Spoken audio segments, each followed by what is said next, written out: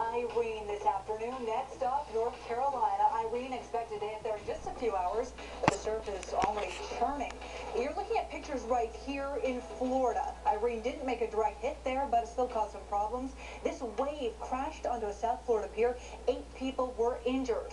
And a live look now at Wareham, where it's all calm, except for the nerves of a lot of the folks living there. They got to get those boats out of the water. A new advisory came out just about an hour ago. Here is the latest. Irene, now a Category 2 storm. Wind speeds are at 105 miles per hour. It's moving north at 14 miles per hour. It's currently off the southwestern coast of North Carolina. Thanks so much for joining us. I'm Amanda Grace. Dylan and Chris, they're here. They're tracking the storm. We're going to kick things off with Dylan. What's the latest? Well, Amanda, we do have these hurricane watches and tropical storm watches in effect across the area. The hurricane watches are in effect in the pink here.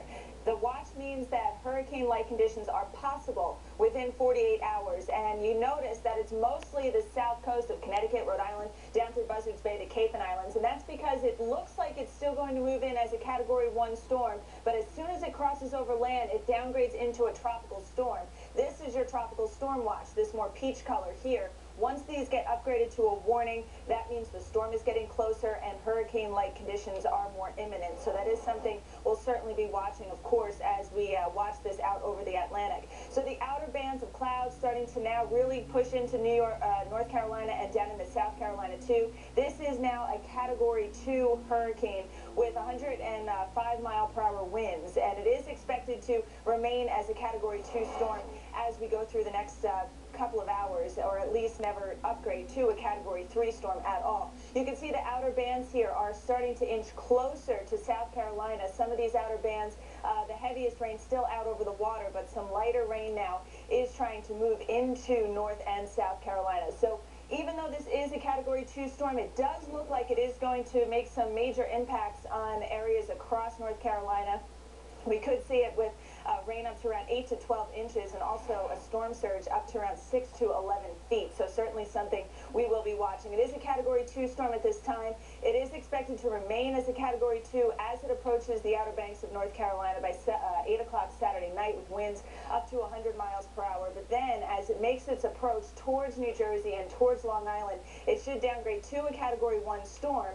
And that's at about 8 o'clock Sunday morning. Once it hits either New Jersey or Long Island, then it will start its downgrade process into a tropical storm. But it should still cross through Connecticut and most of southern New England as a Category 1 storm. But you see this cone of uncertainty here? There is still the possibility that this could jog a little further to the east or a little further to the west. But based on this particular track right here, it looks like we would be on the windier side as opposed to the rainier side of this storm. Here's Chris with more on that. Dylan, best chance to see hurricane-force winds would be across far southern New England, especially where the center of circulation does approach, and that would actually be down across coastal Connecticut, coastal Rhode Island, and perhaps as far north as Buzzards Bay and parts of New Bedford, stretching all the way back through that southern Rhode Island area. Now, tropical storm impact, I think a lot of us will be dealing with that. Along the coastline, you will see stronger winds compared to inland communities, especially by the time you work your way up into southern New Hampshire, away from the coastline, or northern Worcester County. Wind gusts there may not even exceed 40 or 50-mile-per-hour winds. But tropical storm damage, we tend to see small tree limbs break, some weaker trees knocked over. That would create some isolated power outages and perhaps a storm surge along the eastern face of shores for a little while of 1 to 3 feet. And rainfall amounts, I would expect about 1 to 3 inches close to the coastline, perhaps as much as 3 to 5, if not a little bit higher than that, northern Worcester County up into southern New Hampshire. Now, when you get to hurricane Category 1 damage reports, you usually see a lot of widespread tree damage, widespread power outages. Not really concerned with huge structural collapses or anything in a Category 1. Winds aren't strong enough for that, but what you would see was widespread power outages and perhaps a storm surge of 4 to 5 feet.